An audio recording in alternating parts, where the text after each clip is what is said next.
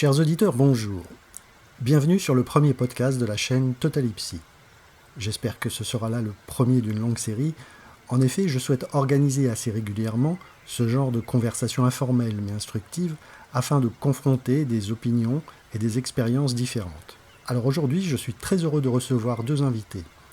Deux invités qui ont accepté d'échanger et de nous parler de leurs troubles, en l'occurrence le trouble bipolaire. Ma première invitée se prénomme Sophie. C'est une femme dans la cinquantaine qui a travaillé dans le milieu de la photographie et qui a été diagnostiquée sur le tard. Ma seconde invitée se prénomme Mélodie et fait partie de cette génération pour qui le milieu professionnel a été une souffrance. Alors bonjour mesdames, merci infiniment d'avoir accepté mon invitation. Et pour commencer cette émission, pouvez-vous me décrire comment votre trouble se manifeste chez chacune d'entre vous ? Alors, mon symptôme, quand j'étais pas diagnostiquée et quand je connaissais pas mon père, j'avais toujours un mal-être et j'avais des crises d'achat compulsif. Je dépensais beaucoup d'argent. Très jeune, déjà. Ouais, j'ai toujours été un panier percé. Et puis, chiante à vivre. Un jour, à un moment de... Hein ? Sur les autres. Non, vraiment. Moi aussi, ça a coûté mon mariage. J'étais vraiment chiante à vivre, quoi. Mais je comprenais pas pourquoi... avec les autres, ça allait très bien en sociabilité. Et dès que je rentrais avec André dans l'appart, je faisais la gueule mais je savais pas que j'étais bipolaire. Mais il y avait quand même toujours des variations d'humeur.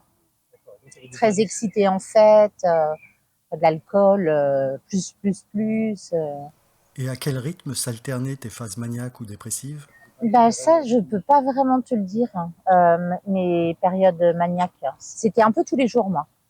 Voilà, c'était comme ça en dents de scie, tous les jours.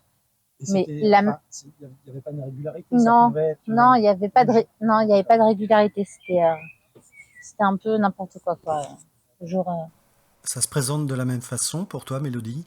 Alors moi, en fait, la première fois que ma bipolarité s'est exprimée, c'était à 25 ans et je l'ignorais. Je pensais que c'était un burn-out. J'avais pris un job assez stressant et je me suis sentie incapable de mener à bien mes missions. J'étais toute jeune, sortie de l'école et du coup j'ai été très très très mal et on a pensé que c'était un burn-out. Et ensuite, j'ai pu être diagnostiquée lors de ma première phase d'hypomanie. Donc hypomanie, c'est une phase d'euphorie assez légère. On se sent très bien, on a plein d'énergie, etc. Et c'était aussi concordant avec la création de ma société. Moi, je pensais que c'était tout simplement le fait que j'avais enfin trouvé ma voie, que j'étais libérée des chaînes du salariat et que c'est pour ça que je me sentais bien. Sauf que à peu près 3-4 mois plus tard, j'ai basculé dans une dépression forte, sans explication particulière. Vraiment, j'avais pas eu de problème particulier à ce moment-là. Et c'est là où moi je me suis posé la question parce qu'en fait la bipolarité je la connais très bien puisque mon père en est atteint et j'ai eu l'occasion, surtout tout au long de ma vie, de côtoyer sa maladie, d'être un aidant pour lui et de parfois même l'hospitaliser. Et donc, suite à cette dépression, je me suis posé des questions et je me suis demandé si j'étais pas bipolaire. Excuse-moi, parce que j'ai l'impression que du coup, entre vous deux, il y a une différence. Ouais. C'est que toi, il y a une espèce de moment déclencheur. Moi, c'est très marqué. Alors que toi, non. Alors, mon moment déclencheur, c'est la séparation. Depuis 10 ans, je galère avec dépression, mais que dépression. Depuis l'annonce. Non, quand je me sens bizarre dans mon cerveau. Alors, comment t'expliquer ? Encore maintenant, là aujourd'hui d'ailleurs, je me sens bizarre. Je reste hormonale, mes médicaments, quoi. Je me sens pas quillée. Tu comprends cette expression ? Pas bizarre, quoi. De toute façon, après, une fois que le diagnostic est posé, c'est vrai que moi, j'ai pas forcément ressenti de soulagement parce que je sais que la maladie est quand même la sixième maladie la plus handicapante au monde. Ouais, c'est vrai. J'ai connu mon père et son parcours de vie qui a été difficile. Et donc moi, je me suis rapidement identifiée à mon père en me disant est-ce que je vais vivre la même chose? Est-ce que mon mari va me quitter? Est-ce que je vais avoir du mal à travailler? Comment ça va se passer? Donc moi, ça a été au contraire quelque chose de très lourd pour moi. Mais en fait, là, ce que je vois, c'est que vous me parlez tout de suite de votre vie d'adulte. Mais quand vous étiez enfant, Ouais. par rapport à vos camarades, est-ce que Ouais, vous je me sentais sentiez bizarre. un décalage Oui, par ah oui, rapport oui, oui, oui. à vos copains ou Ah oui, pas toujours, vraiment? je me suis sentie en décalage. Toujours. Et comment tes camarades réagissaient par rapport à toi, du coup? Est-ce Ils que voyaient pas spécialement. C'est moi, avec moi, mon cerveau, je sentais que j'étais bizarre. Je te dis, j'avais mangé les chewing-gums qui étaient par terre avec du gravier dedans. Je faisais des dingueries comme ça, quoi. Et je me disais, mais tu sais, je me cachais. Je me disais, mais personne ne fait ça. Je me suis toujours sentie bizarre, encore maintenant. Moi, j'ai eu une enfance difficile, mais par contre, j'ai pu faire des études assez Ouais. brillantes. J'ai été bonne à l'école.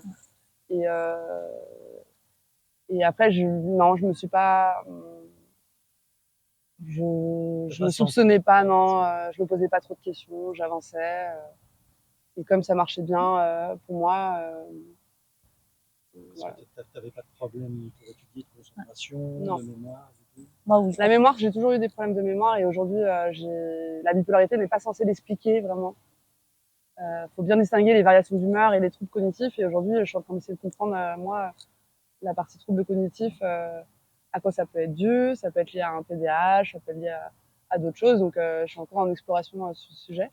Et sur le sujet de la variation d'humeur, moi, j'ai toujours été quelqu'un d'assez enthousiaste, qui voyait les choses positivement parce que justement, j'avais vécu des trucs pas drôles dans mon enfance.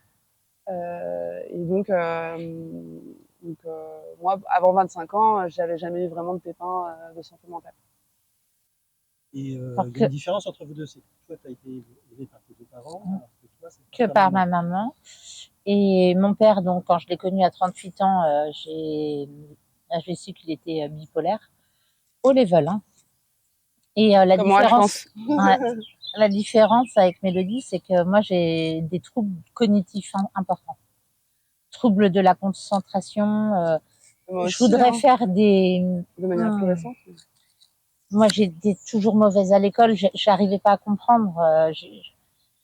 Fallait vraiment que je travaille beaucoup pour avoir des bonnes notes. Je préférais rire, jouer. Non, Oui, l'école, l'école a été moins évidente. Ah bah ça n'a pas du tout été évident. J'ai redoublé en CM2, en troisième, après orientation. Non, non. Est-ce que tu as l'impression qu'à ton époque, l'éducation ne tenait pas compte des personnalités et des spécificités des élèves, ou que c'était plus strict? Je sais pas, mais en tout cas, on parlait moins de psy, de choses de psy à mon époque qu'à la tienne.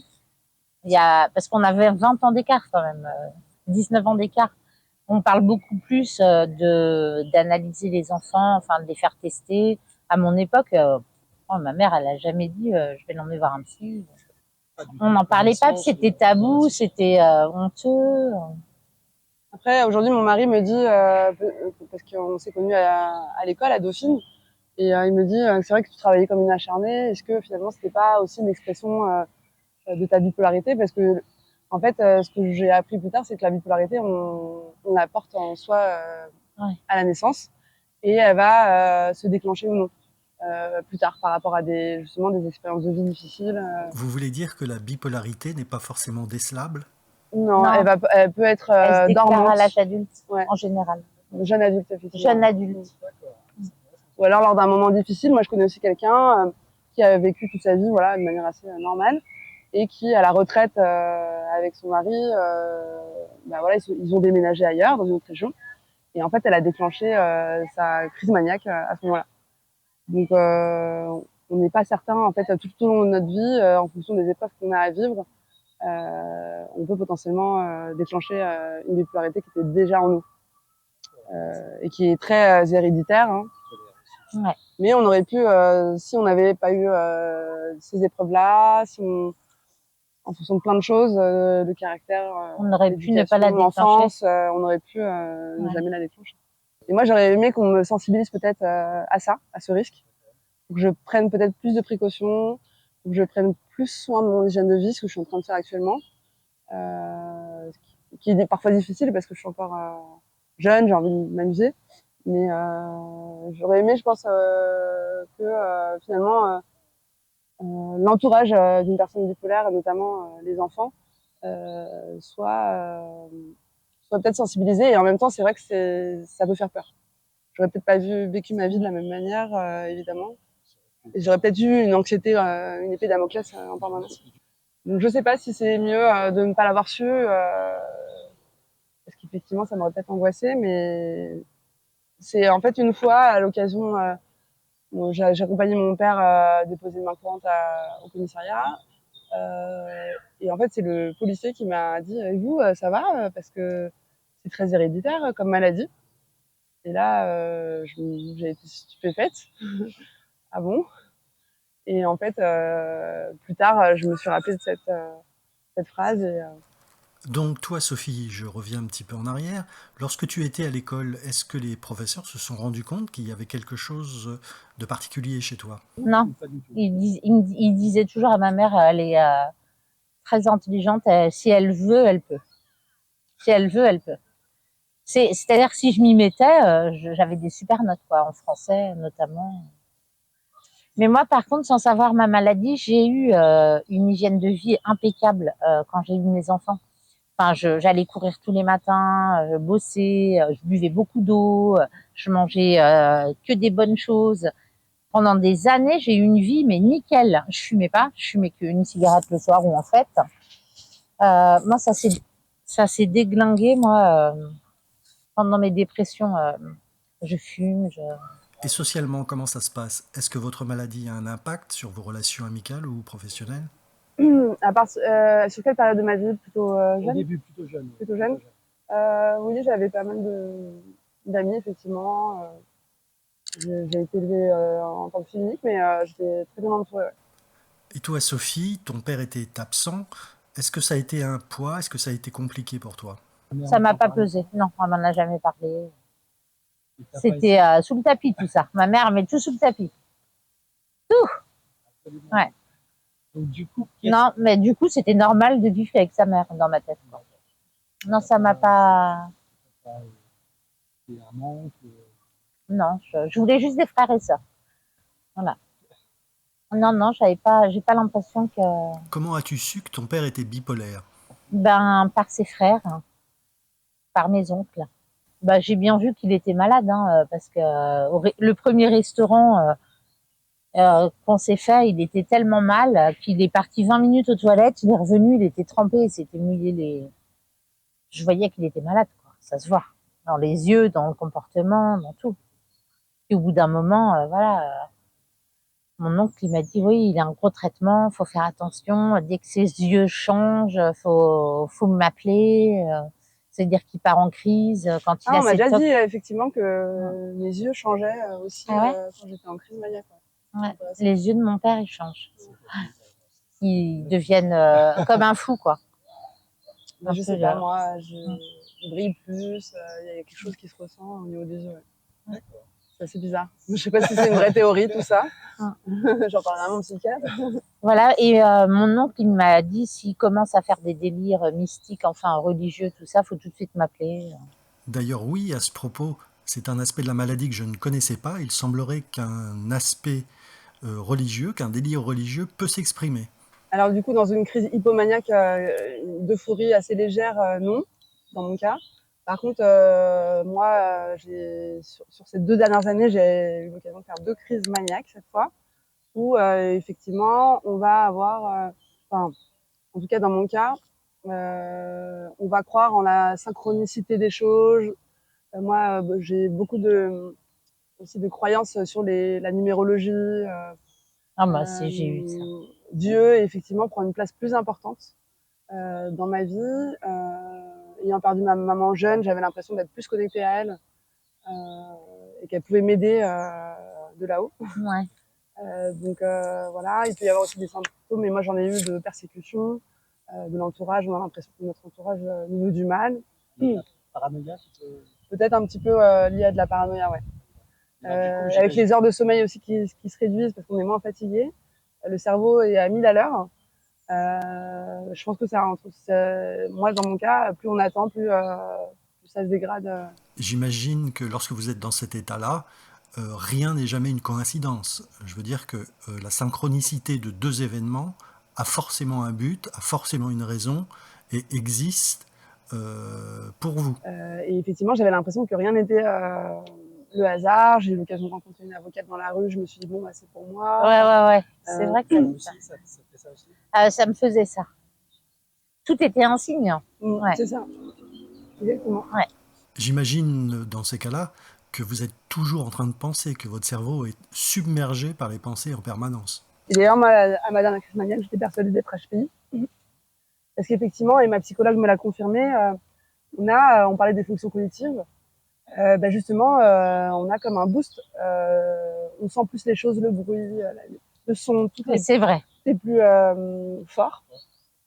Moi, dans mon cas, je suis assez anxieuse en phase maniaque. Alors, j'ai des moments aussi de grand plaisir.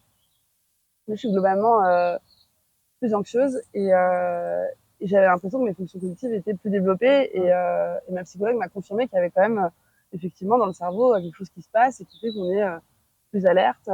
Moi, je suis de nature assez étourdie naturellement et là, je l'étais beaucoup moins, je cherchais moins mes affaires, j'avais moins de difficultés et aussi j'étais beaucoup plus à l'aise avec les autres. Ouais. Ça désinhibe. Et j'osais enfin, et ça c'est quelque chose naturellement que j'ai du mal à dire non, dire mon avis, et parfois de manière un peu trop brute. Vous êtes plus tranché. Ouais, je suis plus tranchée, je sais plus ce que je veux. Non. Dans ces périodes-là, quand j'étais plus jeune, oui, peut-être. Mais là, ça fait tellement longtemps que je me traîne la dépression que j'ai un peu, et beaucoup de médicaments, j'ai un peu oublié. Mais Et ce qu'elle moi, dit, ça a c'est eu- vrai. Les sens comme ça, t'entends tout. Je courais, je ramassais une pierre en forme de cœur en me disant que si là-haut on me l'envoie, enfin des trucs comme ça, quoi, des délires. Et je la gardais tout le temps dans ma poche à me porter bonheur. Des trucs mystiques comme ça. Et est-ce que vous savez, lorsque vous avez rencontré vos conjoints respectifs, s'ils avaient déjà remarqué qu'il y avait quelque chose de différent chez vous, qui pouvait l'avoir attiré d'ailleurs? Bah, moi, ce qui l'a attiré, c'était mon côté faux-folle, à Exactement pareil. rire, à être, faire à manger pour 30, à inviter, à toujours parler, à être Même mes amis joyeuse. d'enfance, je suis retournée sur de lettres et elle me dit j'adore trop Mélodie, t'es faux folle. Ça a toujours été, en l'occurrence c'est le cas. Ouais, mais c'est ça, pareil. Et lui, il est ingénieur taiseux, carré. Il arrive pas trop à parler fort. Il bégaye un peu quand il. Enfin, du coup, ce côté-là où j'étais pas pump up, quoi, ça l'a attiré. Je pense quand j'avais le jour de mes 20 ans, je l'ai connu. Mais Ouais, maintenant, 22 ans. mais maintenant, il veut plus tout ça. Maintenant, il veut du sérieux. Et moi, c'est la même chose. Il veut une nana qui gagne sa vie, enfin, qui est pas malade, quoi. Je voulais vous demander si en début de relation, vous avez l'impression que les choses vont beaucoup plus vite avec des personnes bipolaires. Est-ce que vous emballez la situation pour arriver plus vite à une relation de couple? Les crushs, Oui, enfin, avec le père de mes enfants, non, c'était le jour de mes 20 ans, c'est connu dans une soirée. Ça a été tranquille, je l'ai quitté au bout de 15 jours. Après, je l'ai repris parce que c'était quelqu'un stable, mais je le trouvais pas assez joyeux, pas assez comme moi, quoi. Donc, je l'avais quitté un mois après. Moi, ce qu'il aimait, c'était mon côté moteur, effectivement. J'ai été assez active dans le jeu de séduction. Mais par la suite, j'ai moi été beaucoup moins moteur dans le couple par la suite, mais en tout cas. Mais est-ce que vous recherchez un partenaire qui vous ressemble ou au contraire qui est le parfait opposé de ce que vous êtes? Et est-ce que d'être avec un homme bipolaire, c'est juste tout bonnement pas possible? Bah, c'est pour un petit moment, quoi, pas pour construire, c'est pas possible. Ouais, moi j'ai eu Moi, je l'occasion me d'avoir sens- une relation donc avec mon mari, c'est en train de se terminer et bon, il se trouve qu'on était polyamoureux, donc j'ai eu l'occasion de côtoyer une personne que j'avais connue en clinique qui est bipolaire également. Mais il faut savoir que la bipolarité, ça s'accompagne souvent d'addiction.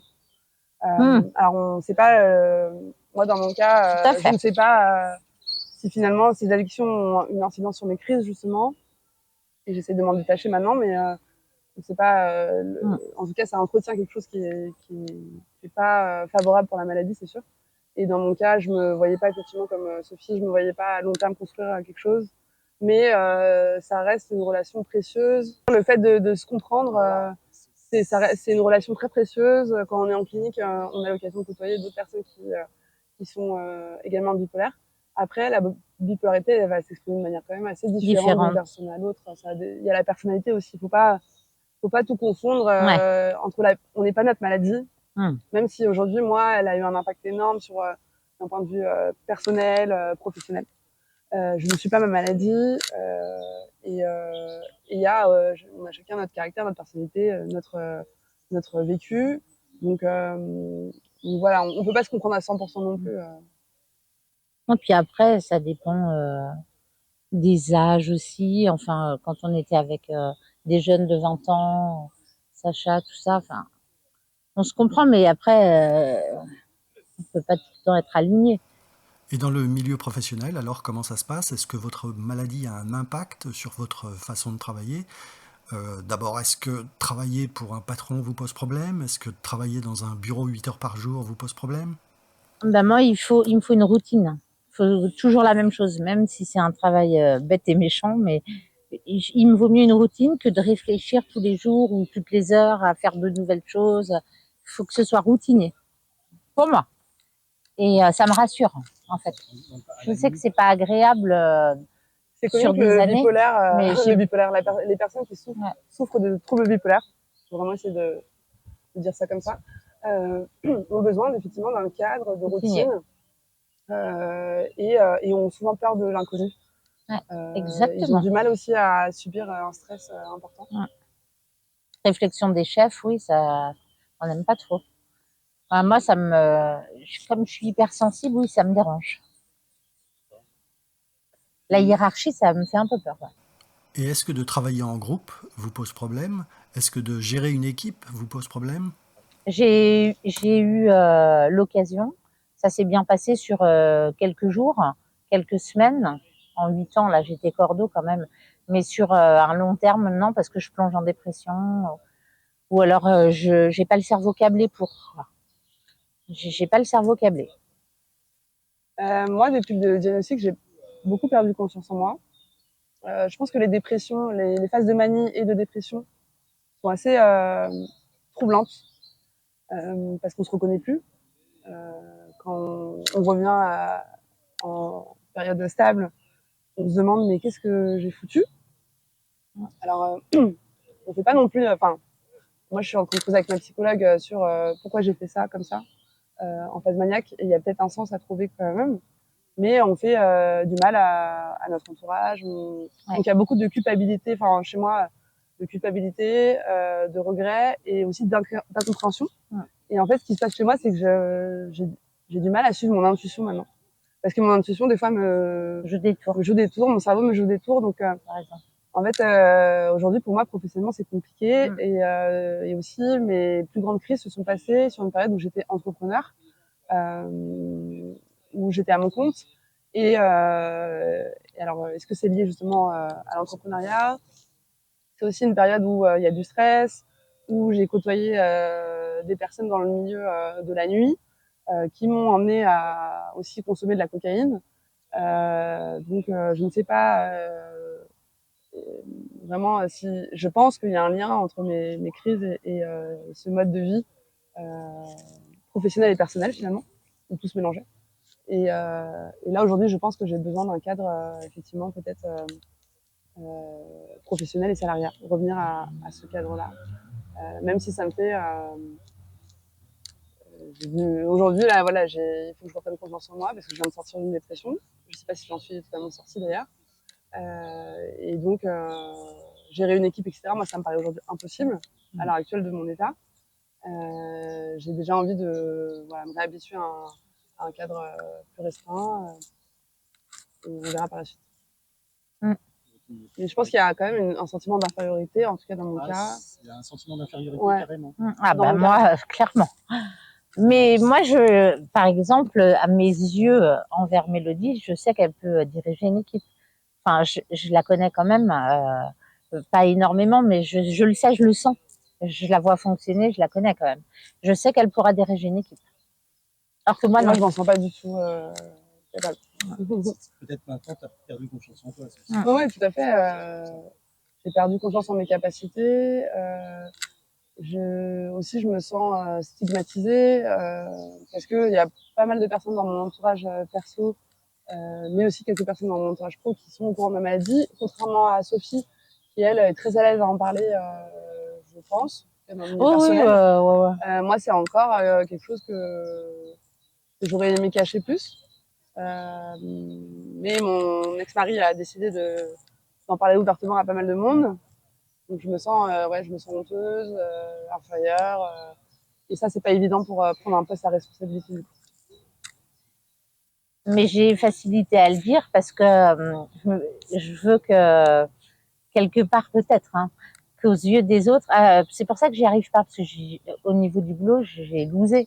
Enfin, j'ai été bien au studio Harcourt 15 ans, j'ai pas loosé là. Mais depuis, je loose, quoi. Je fais un boulot de vacataire, ça va pas, quoi. Enfin, je gagne pas d'argent, très peu. Et du coup, par exemple, aux yeux d'André, du père de mes enfants, je dis que je suis bipolaire parce que je veux qu'il avoir cette excuse. Hein. Je suis malade. Pourquoi j'ai déconné, voilà. C'est quelque chose d'assez factuel qui peut justifier des comportements passés. Ouais, voilà, c'est ça. Je veux me déculpabiliser. Alors, je le rabâche pas à longueur de journée non plus parce que lui, c'est pas son problème. Hein. Il veut pas trop en entendre parler. Mais bon. Est-ce que vous avez remarqué si les métiers artistiques ou créatifs sont plus adaptés pour vous, pour votre tempérament? Complètement. Moi, j'ai toujours été créative. Je me suis dirigée vers le marketing, donc qui de base est très lié à la créativité. Donc oui. Et ensuite, j'ai fait de la photo, de la vidéo. Donc oui, la créativité, c'est quelque chose qui... Pareil, j'ai fait une école de photo et j'ai toujours été manuelle, quoi, créatrice de luminaires pendant 7 ans, même si je gagnais pas vraiment ma vie, mais j'ai toujours utilisé mes mains plus que mon cerveau, quoi. Bon, puisqu'on aborde le sujet de comment gagner sa vie, quel est votre rapport à l'argent? C'est très compliqué. Déjà, j'ai une mère qui m'a élevée seule avec pas beaucoup de moyens, qui a toujours eu peur de manquer. Moi, elle était fonctionnaire, mais et elle m'a toujours fait flipper sur l'argent. Oh, j'ai une flip du manque d'argent, moi, clairement. Moi aussi, ouais. C'est une source de stress, surtout là, dans le cadre de mon divorce, où je vais devoir me débrouiller seule. Je vais devoir me débrouiller seule sur plusieurs niveaux, financièrement, mais aussi gérer ma maladie seule. Donc, j'aurais pas mon mari pour m'aider là-dessus. Donc, oui, en tout cas, l'argent, c'est une source... c'est une source de stress. Trouble in mind, I'm blue, but I won't be blue always, 'cause the sun is gonna shine round my back door someday.